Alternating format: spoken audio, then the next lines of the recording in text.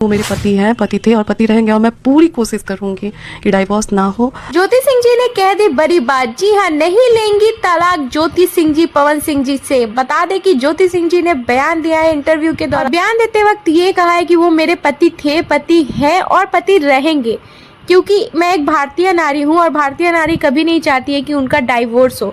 तो मैं पूरी कोशिश करूंगी कि हम लोगों का तलाक नहीं हो। ऐसा ज्योति सिंह जी का कहना है इंटरव्यू के दौरान। बता दें कि साथ ही में ज्योति सिंह जी ये भी कहती हैं कि पावर स्टार पवन सिंह जी से अभी भी वो मिलना चाहती हैं, पर कोई भी कांटेक्ट नहीं हो पा रहा है, और वो पवन सिंह से मिल के सारी जो मिसअंडरस्टैंडिंग थी जिसके वजह से तलाक हो रहा है वो सारी चीज़ें क्लियर करना चाहती हैं, और वो चाहती हैं कि दोबारा से वो पति पत्नी बनकर रहें, डाइवोर्स नहीं लेना चाहती हैं। बता दें ज्योति सिंह जी ने बड़ा बयान दिया है कि उनको तलाक नहीं चाहिए पवन सिंह जी से।